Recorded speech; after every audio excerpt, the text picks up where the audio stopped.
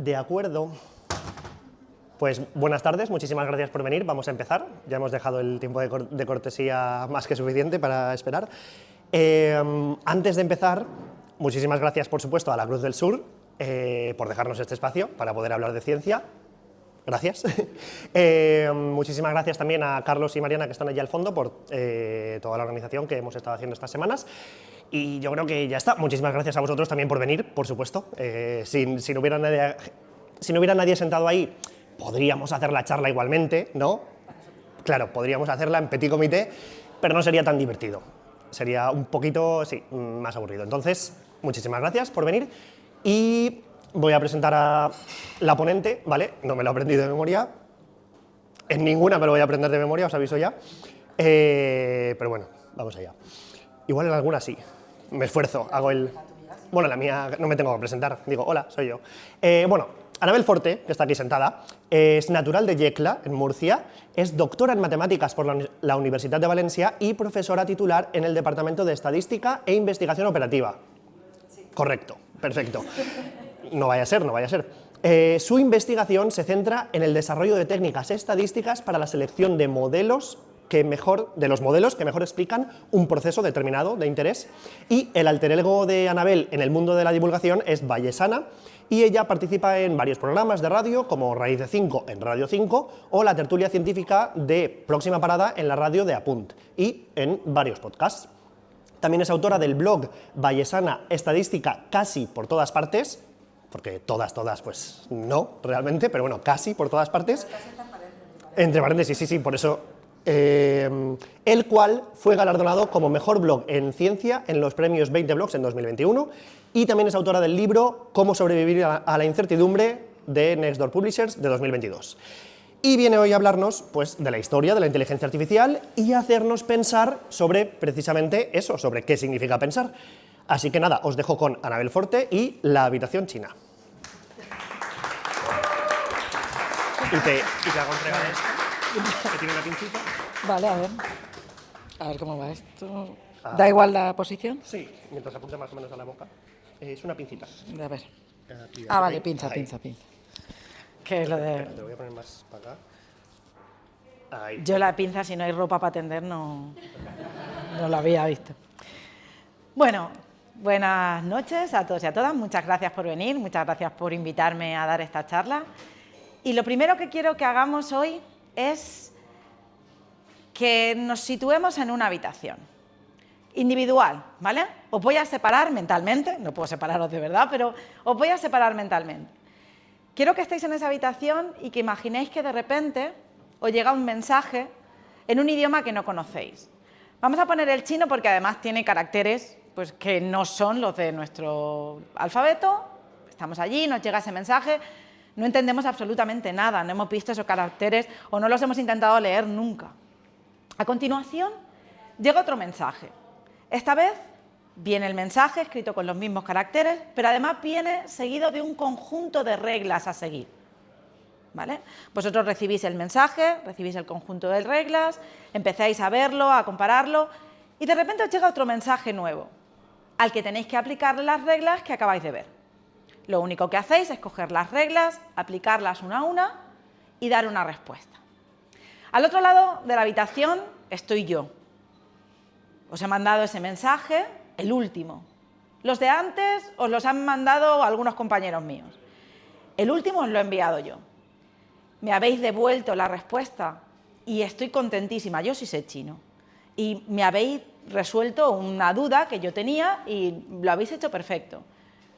Yo creo que quien me ha dado esa respuesta, sabe lo que me está diciendo, porque me ha dado una respuesta que tiene todo el sentido. Pero, ¿realmente sabéis lo que me habéis respondido? ¿Tenéis alguna idea del contenido del mensaje? Seguramente no, porque seguís sin entender esos caracteres en chino y solamente habéis seguido las reglas, no habéis hecho nada más. Esa situación, ese ejercicio mental para pensar en qué es lo que hace, en este caso una inteligencia artificial, un chat de estos que ahora mismo utilizamos tantas veces, fue un ejercicio que se le ocurrió a John Searle en 1980 aproximadamente. John Searle es un filósofo británico, que habla sobre todo de qué es la conciencia, qué es ser conscientes de algo. Tiene una charla TED maravillosa en la que acaba concluyendo y repite una y otra vez que la conciencia es un producto de un proceso biológico, de un proceso que se da en nuestro cerebro y que acaba resultando en algo que nos hace parecer conscientes de lo que hacemos. Pero al mismo tiempo se pregunta si no podría ser que haya un programa de ordenador, unas reglas que procesan los códigos y devuelven respuestas que parecen conscientes.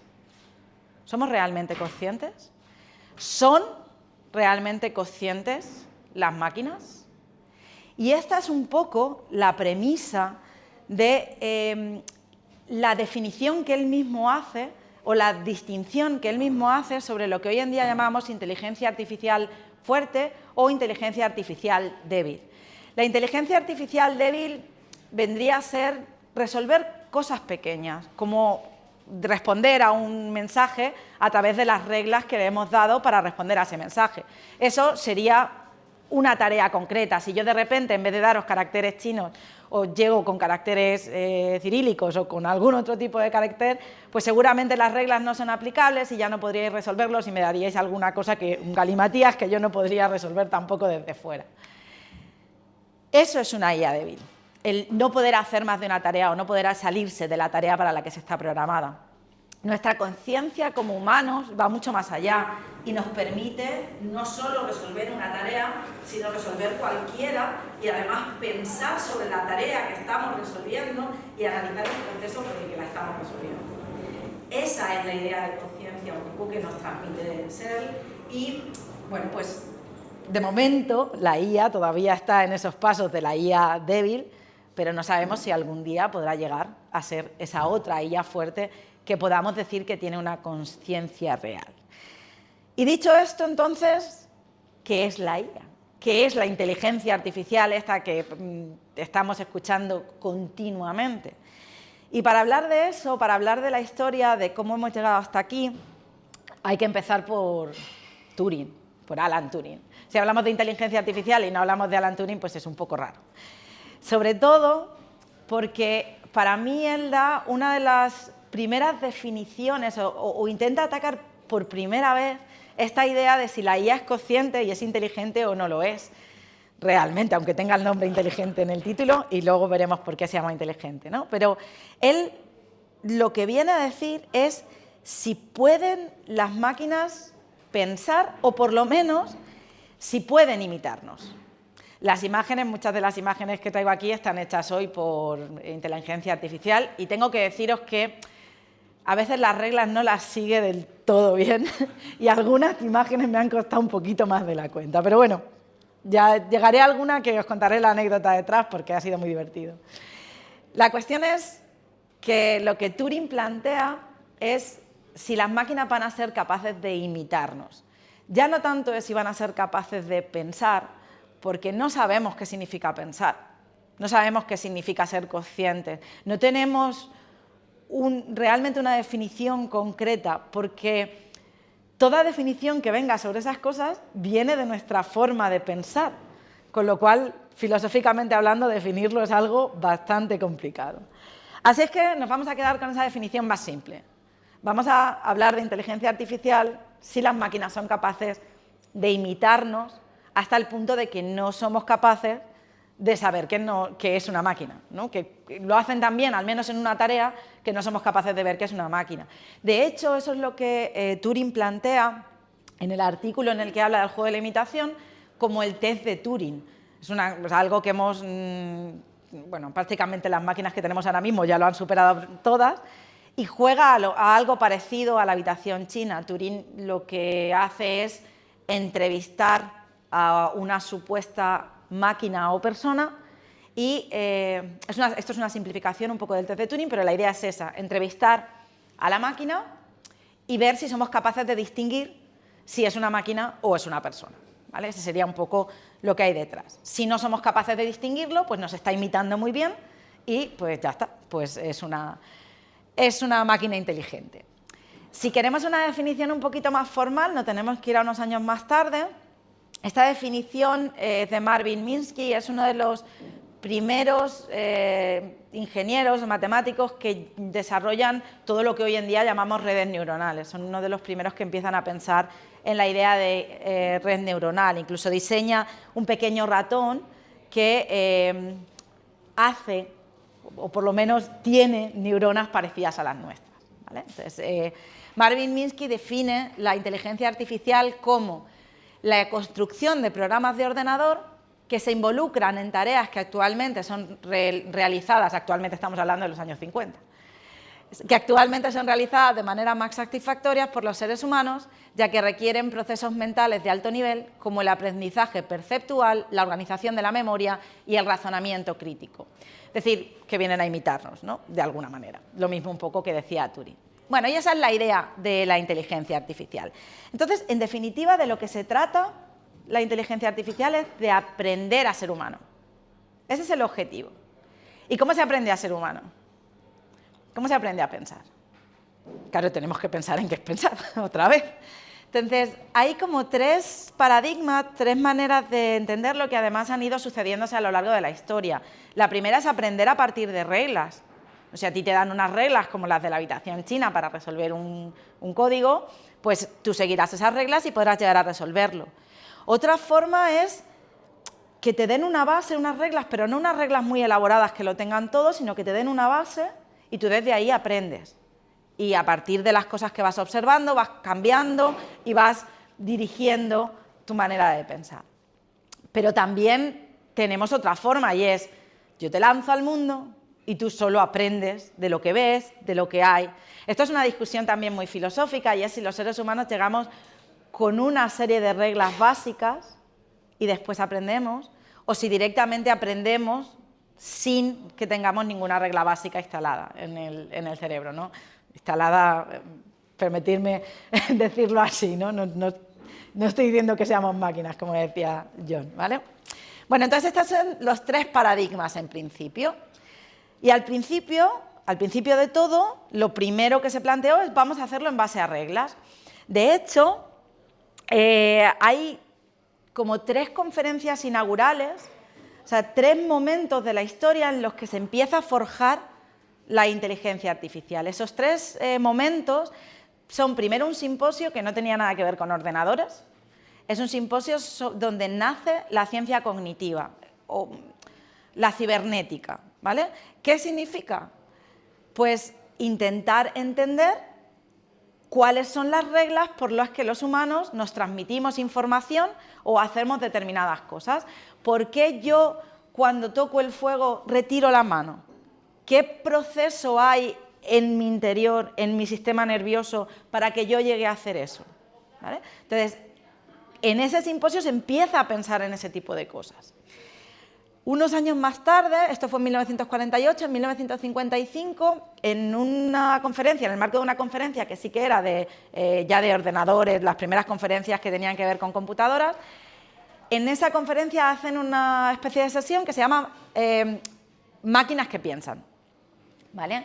En esa sesión se empiezan a discutir cómo llevar esas reglas que se habían estado discutiendo en el simposio Hickson, cómo llevar esas reglas a las máquinas, cómo podemos realmente hacer que las máquinas piensen. Y ahí se empiezan con lo que es lo más importante de la inteligencia artificial, jugar al ajedrez, ¿no? O sea, ¿para qué han servido las máquinas al principio? Para jugar al ajedrez y al Go.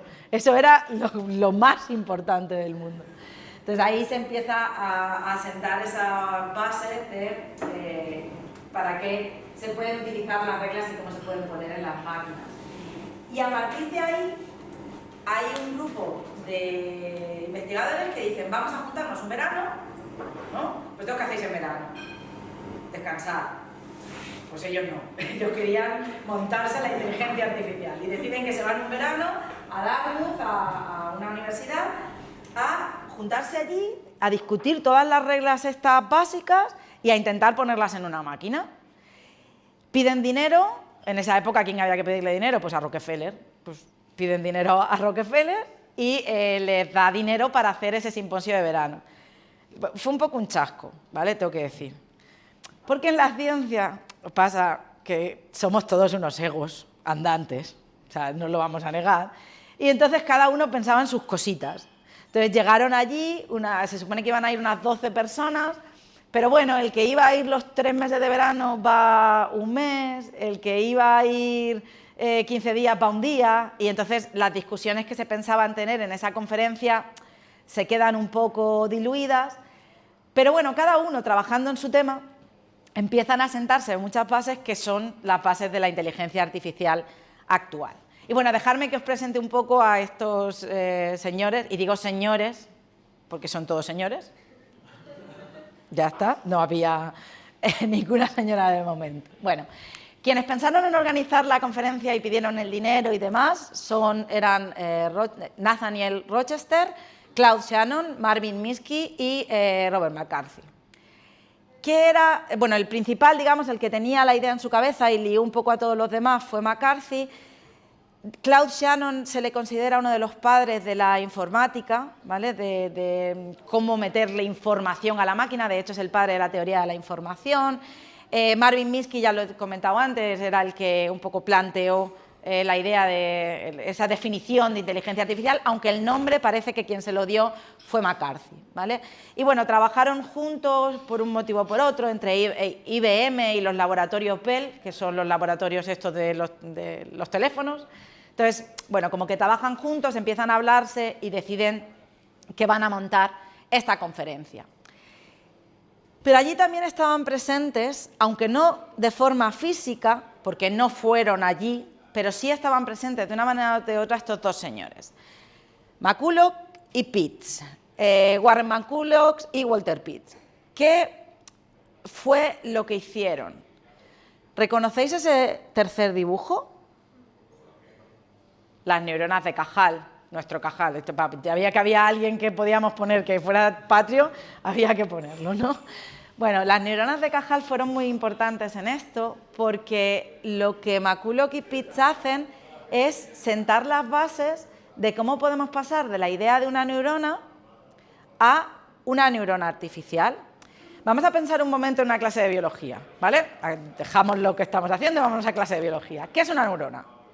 Una neurona tiene un centro, un núcleo, el soma, y tiene una zona por donde entran las dendritas, por donde entran la información y los axones por los que sale la información. Vale, pues ellos lo que pensaron es, ostras, esto, si por cada dendrita lo que hago es activarla o desactivarla, ¿vale? Llegan las activaciones al soma, el soma las procesa, vamos a decir que hace una suma, porque es fácil, encendido, apagado, ceros y unos, sumo cuántos unos tengo. Y entonces, si supero una serie de un valor, pues entonces sale activado. Si no supero ese valor, no sale activado, por el axón no sale activado. Y entonces yo puedo ir encadenando una serie de estas neuronas para que vayan haciendo esas conexiones y se vayan activando según si se alcanzan o no se alcanzan ciertos valores. Y eso sienta las bases de lo que hoy en día es una red neuronal. Una red neuronal es una serie de neuronas artificiales que se unen, además de entrar los ceros y unos, después le damos un peso a cada una de las neuronas que entra. Es decir, pues hay, evidentemente, si imaginaros que tenéis que ir a comprar el pan, ¿vale? Es por la noche. Vais a cenar y no hay pan. Tenéis que salir. Si llueve, un peso negativo. Esa neurona os transmite un peso negativo porque no os apetece salir. Pero si resulta que la cena es de azúcar pan, pues es un peso positivo, porque como que interesa salir a por pan, ¿no?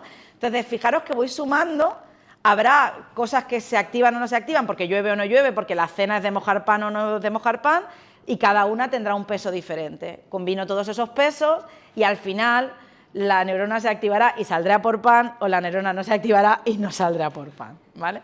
Entonces, esa es un poco la idea que hay detrás de las redes neuronales, con todo lo que ha venido después, pero esa sería la idea original, ¿no? Y es de estos señores. Dos de los que también estuvieron allí fueron, estos sí estuvieron presencialmente, Newell y Simmons. Se les considera también padres de la inteligencia artificial, aunque debo decir que a ellos no les gustaba el nombre, ¿vale? Estaban en contra del nombre inteligencia artificial porque eran de los que pensaban que había que enseñar las cosas con reglas. Y entonces, si tú enseñas las cosas con reglas, pues está esto de la habitación china, que no es, bueno, pues no es pensar. Y si no es pensar, no es inteligente. Entonces ellos como que eran un poco reticentes. Lo que pasa es que al final, pues pasaron por el aro. Bueno, ¿quién más? Tenemos a Oliver se ha quedado ahí raro, Selfridge.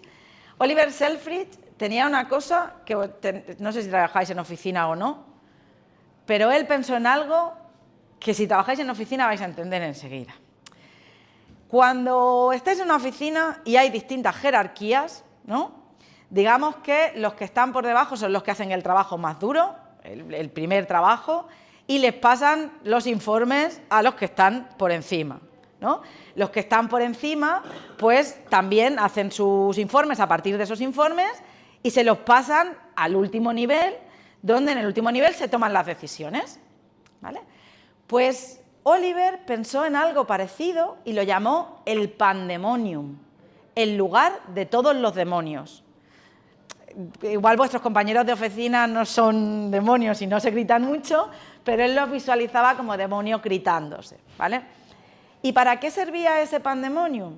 Porque imaginaros que queréis reconocer, una de las primeras cosas que se quería hacer en IA era reconocer patrones y sobre todo, por ejemplo, reconocer letras, ¿vale? Si yo quiero reconocer letras, como los caracteres chinos, pero ahora sí entenderlos, ¿qué voy a hacer? Pues definir algunas reglas sobre cómo son las letras. Entonces, imaginaros una R, vamos a pensar en una R, ¿no? La R tiene una línea recta, es decir, tiene que tener una línea recta, pero también tiene una zona curva, tiene ángulos, tiene como distintas cositas que geométricamente nos dicen que es una R. Vale, pues ahora pensad que los demonios de más bajo nivel tenían una serie de informes que iban a rellenar. ¿Tiene línea recta? Sí. ¿Tiene ángulo? Sí. ¿Tiene línea curva? Sí. Vale. Se la paso al siguiente nivel. Y si se da una combinación de hay líneas rectas, hay líneas curvas y hay ángulo, los de arriba ya tienen un poco más claro qué es. Cuando pueden pasar varias opciones, las pasan al siguiente nivel y el siguiente nivel es el que acaba decidiendo y acaba diciéndote esto es una R, ¿vale? O no, porque a veces se equivocan, pero la idea es esa. Bueno, pues fijaros que este trabajo en equipo, esta idea de trabajo en equipo es una arquitectura que es muy útil para, da igual cuál sea la forma de pensar, de decirle a la máquina cómo pensar, ya sea a base de reglas, ya sea a base de datos y que aprenda, es una forma de construir cómo va a llegar a la decisión final, ¿vale? Entonces, fue una de las ideas que aportó en la conferencia Dartmouth, que empezaron a trabajar, y ha sido una de las ideas más importantes a la hora de, sobre todo, reconocer patrones. Y las ideas estaban muy bien, todo esto estaba muy guay, pero ¿dónde metemos esto? Nos hace falta un cerebro artificial, hace falta un sitio donde meter estas reglas, donde meter estos demonios, y no digo que tengáis demonios en la cabeza, lo he dicho eso, pero de meter todas estas cosas para poder hacer que sea inteligente. Vale, entonces, ¿cómo llegamos a los cerebros que tenemos hoy en día? Estos son algunos de los precursores más antiguos que tenemos de máquinas que podían hacer algo semejante a pensar a través de reglas. El último de allí es un ábaco, que más o menos todos los conocemos. Los abacos son antiquísimos y nos servían para hacer cálculos de manera más rápida. Eran una serie de reglas que nos llevaban a un número final que era la cuenta que queríamos hacer. El otro lado es el Ars Magna Generali de Ramon Llull. El Ars Magna Generali es una idea plasmada sobre papel que realmente no se llegó a construir como una máquina, pero que lo que hacía era que girando las distintas ruedecillas que tenía permitía decir si algo que se había afirmado era verdadero o falso. Aquí lo que quería era pelearse con los musulmanes, ¿vale? Era ver si los cristianos eran mejores que los musulmanes, estas cosas. Pero por una cuestión de religión, en esta época pues todo era una cuestión de demostrar si Dios existía o que Dios era mejor. Entonces, él inventa o diseña esta ruedecilla y la deja escrita en el arma. Y la del medio es una de las más antiguas de todas, se llama el mecanismo de Antiquitera, y lo que hacía era como ver cómo iba a funcionar el arco celeste. Cuando la han reconstruido después es muy bonita de ver y lo que tiene son como distintas manivelas que cuando las mueves se va viendo cómo sería el movimiento del arco celeste, de los planetas, etcétera, etcétera. A partir de lo que observaban, llegaron a reconstruirlo a partir de esta máquina, ¿vale? Está así muy oxidada porque la encontraron bajo el mar y pues eso, está oxidada. Y pasamos de ahí a las tarjetas perforadas. Mis compañeros de la facultad todavía me dicen, nosotros trabajábamos con tarjetas perforadas, que no son tan antiguas realmente las tarjetas perforadas, pero tienen una historia que me parece súper chula. Mirad, la que tenemos allí, esta de aquí, es un telar, ¿vale? En los telares de Jacquard. Los tejidos de Jacquard son muy famosos. Jacquard tenía, digamos, la idea de que era muy complicado si cada vez que querías hacer un tejido nuevo, diferente, tenías que estar cambiando el telar y la configuración del telar. Entonces, ¿qué hizo? Bueno, pues le voy a poner un aparato extra, que yo meto ahí una tarjeta con unos agujeros y se activa y entonces tengo un tejido distinto, ¿vale? Al mismo tiempo, bueno, un poquito más tarde, pero al otro lado del charco, Joyerik diseñó un censo para Estados Unidos. En Estados Unidos el censo es súper importante y se tardaban como unos 10 años en hacer un censo, que ya cuando ya el censo se había hecho, pues ya estaba obsoleto, porque había que contar todas las cosas que se habían recopilado a mano. Entonces Joyerik, yendo en el tren, se dio cuenta de una cosa. Cuando el revisor del tren picaba los billetes con la maquinita esta de hacer agujeros, lo hacía de tal forma que identificaba a la persona que llevaba el billete. Pues, por ejemplo, marcaba por color de piel, por el color de ojos, el pelo que tenía. Y entonces, o sea, los billetes tenían como distintas zonas en las que podías marcar, y entonces como que tú tenías un billete que te identificaba. Entonces, ¿qué pensó Joyerik? Pues voy a utilizar esas mismas tarjetas perforadas, identificando a las personas para poder hacer el censo y poder contar cuántas de cada, no sé, computación de la historia de los ordenadores.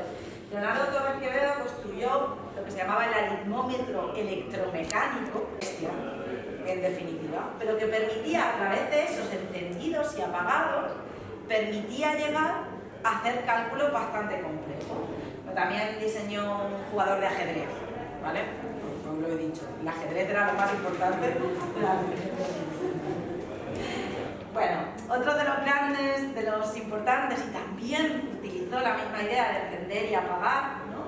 Es Babbage. Babbage crea primero la máquina diferencial, y aquí la historia es graciosa porque a Babbage lo que le pasaba es que le tocaba revisar los cálculos que se hacían, o sea, en esa época no había calculadoras, ¿no? Entonces había grandes libros de cálculos. Esos grandes libros de cálculos, pues había un montón de mujeres, aquí sí había mujeres, un montón de mujeres sentadas haciendo cálculos todo el día y pasándolas, lo que se llamaban las calculadoras o las computadoras, ¿no? Y bueno, pues hacían las tablas para que los ingenieros, los navegantes y todo el mundo pudiera utilizarlas. Y a Babbage le tocaba revisar los cálculos para ver si estaban bien. Un poco aburrido.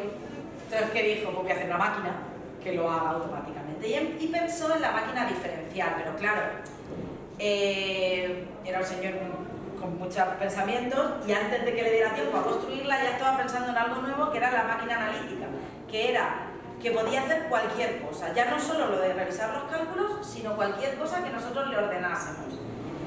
Y Ada Lovelace coge la idea, le encanta lo que está pensando y empieza a pensar en cómo se le podían dar a esa máquina las órdenes para que calculara, en este caso, un tipo de números concretos que se llaman los números de Bernoulli, pero en realidad es el primer programa de ordenador, la primera forma de hacer pensar a una máquina, reglas para que llegara a computar algo complejo, ¿vale? Turing está también influenciado por las ideas de Babbage, sigue un poco con la misma idea, pero Turing incorpora algo más. y es la capacidad de escribir en una cinta, y esto ya nos suena, ¿no? Las cintas, después de las tarjetas perforadas, llegaron las cintas, ¿no? Las cintas grababan y en el mismo sitio en el que estaban grabando el resultado tenían el programa que lo leían las reglas, es decir, leían las reglas y las iban cambiando para mejorar el programa o para dar el resultado de lo que fuera que estaban contando, ¿vale? Y como decía que la cosa iba de encender y apagar, que todas estas máquinas funcionaban encendiendo y apagando, pues tenemos que contar que lo que hizo que todo mejorara fue los cambios que se produjeron también en la ingeniería. Lo que tenéis a un lado es un relé. El relé funcionaba a partir del electromagnetismo, el relé iba abriendo y cerrando un interruptor y entonces se encendía y se apagaba. Pero claro, pues muchos interruptores, aquello era enorme, se rompía, etc. Se pasa a los tubos de vacío. Los tubos de vacío son algo más eficientes, pero también son grandes y se rompen con facilidad. Nada, tampoco. Aunque debemos decir que estas dos cosas nos salvaron la Segunda Guerra Mundial, la redujeron en al menos 2 años de duración, porque las bombs diseñadas por Turing nos salvaron con los relés de la máquina Enigma, nos ayudaron a descifrar Enigma, y el Colossus o las Colossus con tubos de vacío nos ayudaron a descifrar las máquinas Lorentz, que fueron otras de las máquinas que también utilizaron durante la Segunda Guerra Mundial para cifrar mensajes, ¿vale? Bueno, pero saltamos de ahí, ya se acaban los tubos de vacío, llega el transistor, que son materiales semiconductores que apagan y encienden de una manera mucho más fácil, y los microprocesadores, los circuitos integrados, los microprocesadores. Nos llega el IBM, ya tenemos un ordenador que podemos tener en casa, luego los Apple, los Macintosh, los ordenadores que tenemos, hasta esto. Un ordenador más pequeño que un grano de arroz y que es capaz de hacer lecturas en tiempo real de muchísimas variables, por ejemplo, ambientales. Se utilizan mucho para hacer mediciones ambientales, ¿vale? Es decir, el cambio en los cerebros fue impresionante. Dimos un salto brutal desde a dónde podíamos poner las reglas, ¿no? Pero vale, ¿cómo se las indicamos? Bueno, ya hemos hablado del encendido y apagado. Al final la forma de indicarle esas reglas es el encendido y el apagado. Pero yo os pregunto a vosotros, ¿sabéis hablar en ceros y unos? En chino ya me han dicho que no, en ceros y unos tampoco. Bueno, entonces hay que, aunque sea una ventaja, aunque todos lo trabajemos con ceros y unos a partir de lo que se llama la lógica, Claude Shannon definió cómo se tenía que hacer, cómo se tenían que meter, pero como no sabemos hablar en ceros y unos, necesitábamos que llegara alguien a salvarnos. Y una de nuestras salvadoras fue Grace Hopper. ¿Qué hizo Grace Hopper? Pues lo que hizo fue hacer un compilador. ¿Qué es un compilador? Pues un traductor. Un traductor de un lenguaje que sí podemos escribir y que sí que es más fácil, a ceros y unos para contárselo a la máquina, ¿vale? Así que bueno, pues ya tenemos las reglas, ya tenemos un lenguaje para pasárselo a las máquinas. ¿Qué les decimos? ¿Qué reglas les damos? ¿Cómo hablamos con ellas, no? Y bueno, muy rápidamente, digamos que en los primeros años, la forma de dar las reglas era, aunque fuera con lenguajes compilados, a través de la lógica, a través de verdadero y falso, ¿no? Todo era a través de jugar con verdaderos y falsos y a través de un lenguaje simbólico. Y como esto es muy enrevesado y difícil de entender, yo tengo un ejemplo que me gusta mucho, bueno, no lo tengo yo, es un ejemplo clásico de estas cosas, pero que me gusta mucho porque creo que es muy fácil de entender. Este tipo de puzzles os suena, este tipo de puzzles hemos jugado alguna vez, el puzzle deslizante, ¿no? Entonces, ¿qué características tiene? Este es de 3×3, es muy sencillito.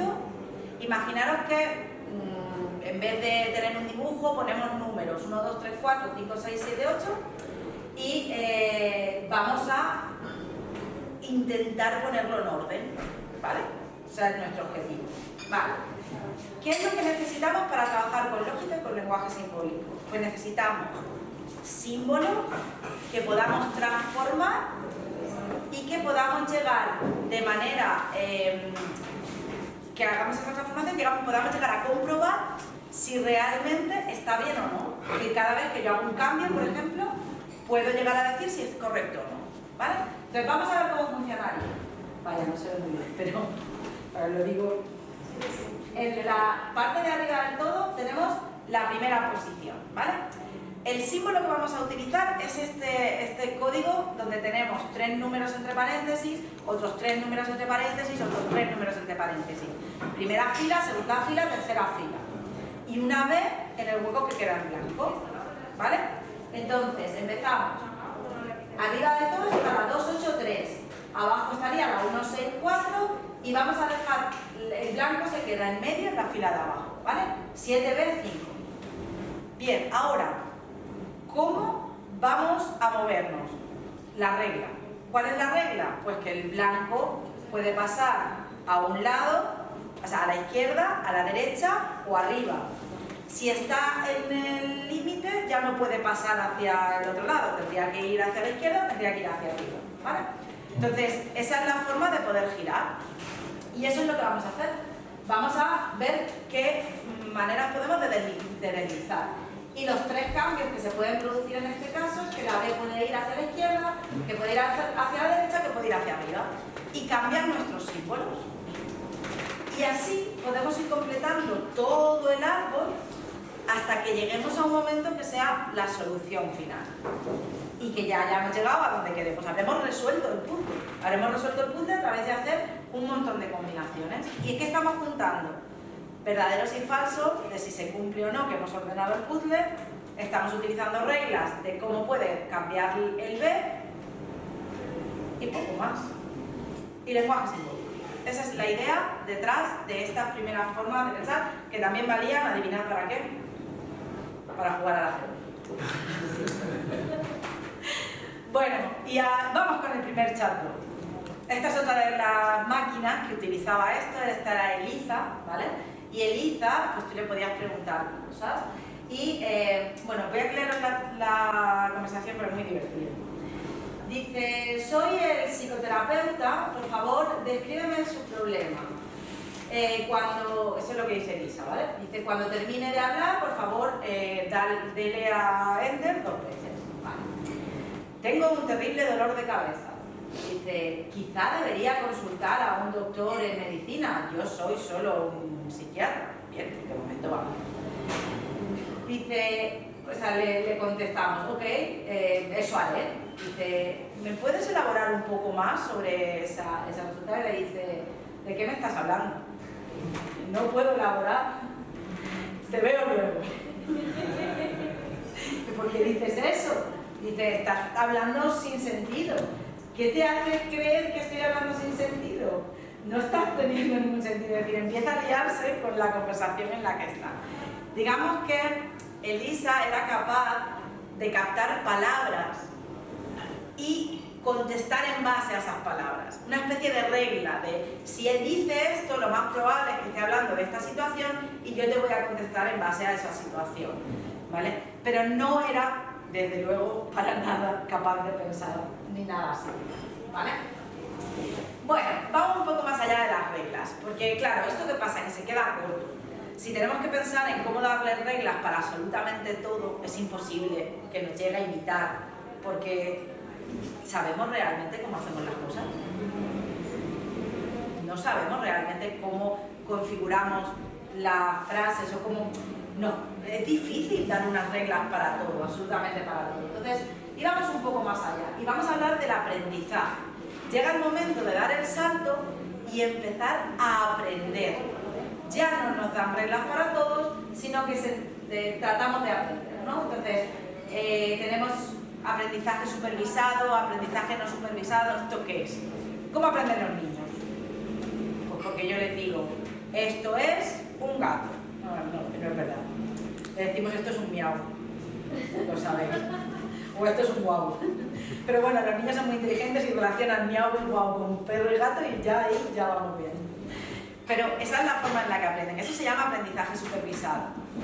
Pero no es la única.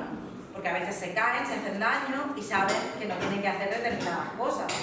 Eso se llama aprendizaje no supervisado. Y otras veces aprenden porque les reforzamos. Si tú haces determinada cosa, te voy a dar una recompensa. Hablamos de aprendizaje reforzado, aprendizaje por refuerzo. Son las distintas formas en las que aprendemos de cómo funciona el mundo, ¿vale? A través de que nos lo digan y detectar patrones, a través de que nos equivoquemos y a través de que nos den refuerzos positivos o negativos. Este boom empieza a destacar de la mano de estos señores de aquí, de George Hinton, Charlie Kuhn y Joshua Bengio, que empiezan a hablar del aprendizaje profundo. Juntan las ideas de las redes neuronales con todo esto que estamos hablando de aprender, y entonces todo se dispara. Pero para que todo eso se disparase, tuvo que venir Pac-Man a por nosotros. Pac-Man es uno de los primeros videojuegos que utiliza tarjetas gráficas. La clave de la inteligencia artificial, tal y como la conocemos hoy en día, son las tarjetas gráficas. Las tarjetas gráficas que empezó a utilizar Pac-Man, las que utilizaron en Parque Jurásico, o las que utilizaron para que los pelos de Sully se movieran como si fueran pelos de verdad. Mirad, los pelos de Sully están basados en teoría fractal. ¿Qué son los fractales? En matemáticas, los fractales son la forma que tenemos de explicar un brócoli. ¿Vale? Visualicemos un brócoli. Si cogemos un trocito pequeño de un brócoli, ¿a qué se parece? A un brócoli grande. A un brócoli grande. Si cogemos un trozo más pequeño de ese brócoli pequeño, tenemos otro brócoli. El brócoli es finito, no podemos llegar muy lejos, pero en definitiva es una autosemejanza. Los fractales son de muchos tipos, pero los autosemejantes son los que se utilizan principalmente para diseñar, sobre todo, cosas de animación. ¿Qué se hace? Pues se genera una copia de, por ejemplo, el pelo, y a partir de todas esas copias, más pequeñas, más grandes, se reducen, se amplían, se giran. ¿Y sabéis qué es lo bonito de esto? Por lo menos a mí me lo parece, porque soy matemática, no puede ser la cosa. Que se utiliza siempre el mismo tipo de cálculo, para girar, para agrandar, para trasladar. Se utilizan lo que llamamos matrices, ¿vale? ¿Y qué pasaba con las tarjetas gráficas y las matrices? Pues que las tarjetas gráficas son unas bestias a la hora de poder trabajar con matrices. Si en un procesador de un ordenador nos dicen que esto de tu ordenador tiene 8 núcleos, bueno, pues si tu procesador tiene 8 núcleos, una tarjeta gráfica tiene millones de núcleos, tiene millones. No puede hacer todo lo que hace un procesador, pero sí este tipo de cálculos. Entonces, hacer que las redes neuronales aprendan es utilizar miles de matrices. En definitiva, teníamos la plataforma para pasar de algo que había estado parado un montón de tiempo porque no se podía hacer nada, a realmente que las máquinas empezaran de verdad a aprender. Pero no sabemos si son humanos porque aprenden, pero lo que sí sabemos es que se equivocan, como nosotros. Y quiero contaros, para terminar, un par de anécdotas de cómo las máquinas han aprendido a ser como nosotros y a imitarnos muy bien. Este es un estudio en el que se estaba viendo cómo se interpretan, con todos estos métodos de aprendizaje profundo, cómo se interpretan las imágenes, ¿vale? Entonces, si veis esta imagen, es una chica con una escoba, con un delantal, y al lado aparecen las etiquetas que la inteligencia artificial le da a esa persona. Fijaros que cuando aprendemos no estamos seguros nunca de lo que aprendemos. ¿Cómo transmite la IA que no está segura? Pues a través de una probabilidad de que eso sea realmente lo que dice. Entonces, nos aparece que es una persona con un 97% de probabilidad. Muy probable que sea una persona. Que es humana, un 97%, me extrañaría que tuvieran distintas probabilidades ser humana y ser persona, pero ahí está. Female, o sea, una mujer con un 85,3%, que tiene un disfraz con un 81,7%, que hay una cara, que hay un aparato, están hasta las que tenían una probabilidad superior al 50%, ¿vale? aparato, ropa, vuelve a aparecer chica otra vez, aparece limpieza, enfermera, aparece mujer, por tercera vez hace referencia al género, ¿vale?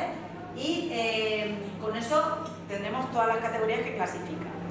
¿Conocéis la Face App, la aplicación esta que te cambia de hombre a mujer, de joven a viejo y demás? Vale, pues vamos a hacer un cambio. Vamos a ver las probabilidades ahora. Hemos pasado de que sea humano, más probablemente, 98,3, ¿vale? Es una persona, también 98,3, ya os he dicho que me extrañaría que no fuera eso, que tiene un disfraz en 96,4, que hay una cara, le cuesta bastante más dar género, aparece hombre pero bastante más abajo y además no vuelve a aparecer en ningún otro momento, solo aparece el género una vez. Hablamos de ropa, hablamos de aparato, hablamos de trabajador y esta que es la que me encanta, hablamos de estudiante, porque claro, ¿quiénes limpian? Los estudiantes. Es mentira. Pero no lo sabe, la inteligencia artificial eso no lo sabe. Esa que me encanta del estudiante. Bueno, el caso es que vemos cómo ha cambiado lo que hay en la imagen por el simple hecho de haberle cambiado la cara y que ahora reconozca a un hombre en lugar de una mujer, ¿vale? Pero este sesgo que en una foto puede no decir nada, puede ser muy comprometido en otras situaciones. Si utilizamos estas inteligencias artificiales para predecir el crimen, bueno, pues los sesgos racistas pueden aparecer rápidamente, los sesgos socioeconómicos, dónde vives. Por el simple hecho de que a lo mejor cuando se han recogido datos, la policía recoge datos ¿dónde va? ¿Y dónde va? Pues va a los barrios que va porque ya tiene un prejuicio previo. Entonces, es un poco que se retroalimenta. Pero es que el racismo le llega hasta lugares insospechados. Esto era, tenías que subir una foto y dice concretamente, la foto no cumple nuestros criterios porque los ojos están cerrados.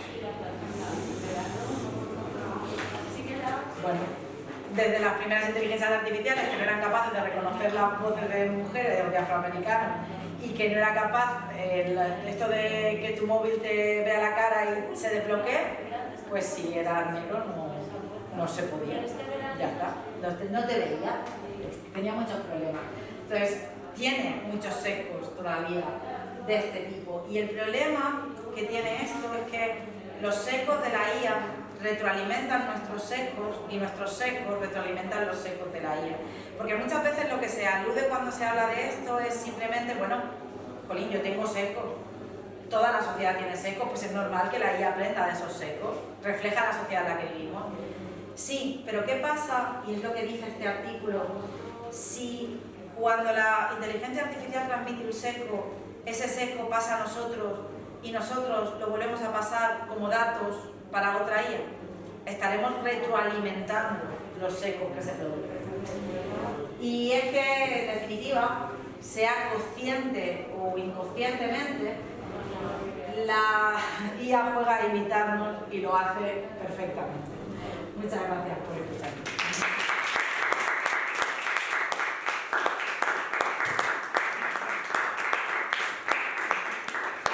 Si ahora queréis preguntas sobre lo que queráis o discutimos sobre los símbolos chinos y... si queréis decirme lo que creéis que es conciencia, lo que queráis. Y si queréis me bajo, me tomamos algo que me salga. A ver, yo tengo una pregunta. Bueno, Vale. no sé si es una pregunta o un comentario. De hecho, yo diseñé el cartel y me basé en la película Ex Machina. No quiero hacer spoilers, pero para el que no la haya visto, pero creo que interpola la película una variable interesante, que es que la inteligencia artificial llegue a tener un objetivo que se ponga a ella misma fuera de lo que el amo ordene. Tal vez tiene un poco que ver con la susceptibilidad de la gente de que, ok, si se nos va de las manos, las máquinas nos van a conquistar el mundo y tal, un poco, pero ¿Cuán probable vemos el hecho, desde nuestro punto ahora, de que una computadora pudiese crear objetivos fuera de órdenes o fuera de patrones? ¿Y de qué dependería ello según tú? Bueno, es muy buena pregunta. O sea, yo no tengo todas las herramientas para contestarlo, pero aquí se producen varias cosas. Por un lado, Ada Lovelace, cuando hizo el primer programa, Ada Lovelace tenía escrito, y de hecho Alan Turing después lo comenta como una de las cuestiones que llevan a la gente a pensar que la inteligencia artificial no es inteligente, y ese es el punto. ¿Van a ser capaces alguna vez de autoprogramarse a sí mismas o de pensar algo que nosotros no les hayamos programado? Para mí la pregunta va un poco más allá, y está basada en esto último que decía. A lo mejor no se trata tanto de que se programen a sí mismas, se trata más de que cuando nosotros les demos las órdenes, perdamos el control sobre las órdenes que les estamos dando porque nos hayamos retroalimentado de lo que ellas mismas nos han dicho. Entonces puede ahí darse un bucle en el que sean nuestras órdenes las que les lleven a ese comportamiento al que tenemos miedo. Pero este comportamiento, o sea, este miedo es muy nuevo. Los judíos tenían a los golems. Los golems eran figuras de barro a las que les escribían, todo era filosófico, ¿no? Pero les escribían la palabra emet, que es verdad en hebreo, y se tomaban vida y defendían y hacían lo que su creador ordenaba. Pero se temía a los golems por si alguna vez eran capaces de hacer algo fuera de lo que su creador les había ordenado, ¿no? Está en la mitología judía. Entonces, ese miedo existe y, bueno, no sé, HAL 9000 en la revisión del espacio, que ya, claro. Pero fíjate, el otro día hablaba con un compañero que le gustan mucho estos temas y me decía, HAL 9000 no era malo. HAL 9000, o sea, destrozó todo el sí, pero no era malo, lo que había recibido eran órdenes contradictorias. Y me lleva a eso que yo estaba diciendo, el problema a lo mejor no es que se autoprograme, el problema podría venir de que no seamos capaces de entender bien cómo las estamos programando. Y eso es algo a lo que sí que hay que regular. Y esto nos lleva al tema del aprendizaje profundo y las redes neuronales no explicables. Cuando yo no sé qué es lo que está pasando, cuando yo no sé qué hay detrás, qué conexiones neuronales, porque en el fondo no dejan de ser conexiones entre neuronas, pero como dentro hay tantas neuronas como nuestro cerebro y están pasando tantas cosas a la vez, si no somos capaces de explicar qué conexiones se han activado, no somos capaces de saber por qué ha pasado eso. Y a lo mejor algo que nosotros programamos pensando que es inofensivo puede llegar a ser dañino. Pero no creo que venga tanto, pero esto es mi opinión, no creo que venga tanto de la autoprogramación. Hay gente que ha llegado a decir, de los gurús de la inteligencia artificial primero, hay algunos que han llegado a decir que la inteligencia artificial será capaz de no solo autoprogramarse, sino de crear tejidos sintéticos que le permitan, porque claro, dice, si no la dotas de cuerpo, no puede venir a por ti, pero decían que serían capaces de crear tejidos sintéticos. Bueno. Yo creo que no estamos ahí. Vamos a tener personas por ahí que se hayan autogenerado. Creo que acabaremos antes con el planeta. No, yo creo que haga falta un meteorito. Creo que vamos por otro camino, pero sí. Pero que es un miedo muy humano.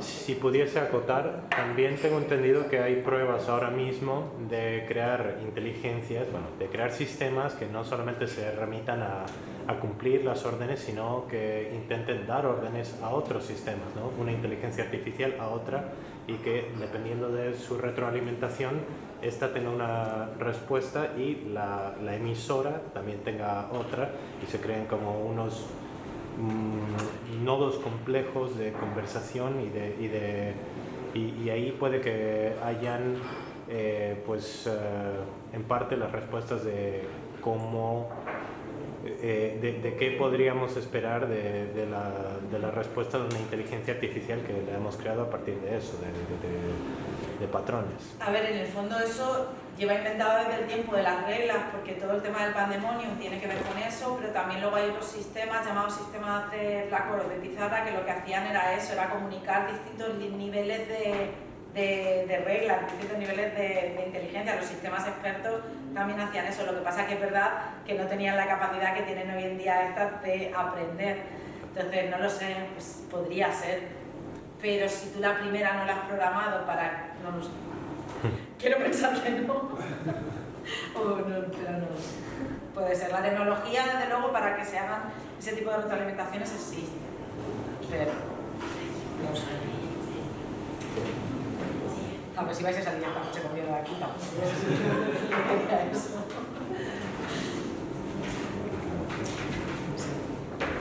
Si queréis que comentemos algo más y si no, pues nada. Muchas gracias por escucharme Y ya está.